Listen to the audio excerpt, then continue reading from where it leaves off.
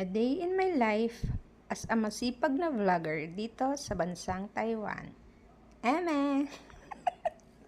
For today's video, ayan, magwalis-walis muna tayo.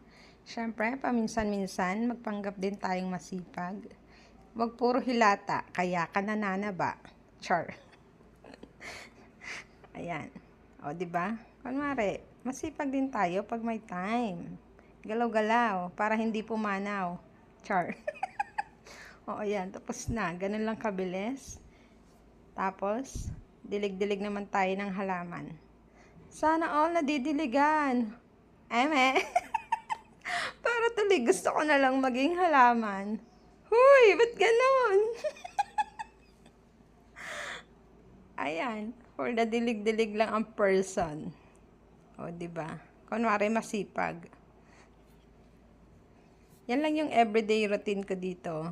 Paghapon, yan ang ginagawa ko. Kaya, huwag kayong magtaka kung bakit mabilis tumaba ang person. Ikaw ba naman pahila-hilata lang? Ewan ko na lang.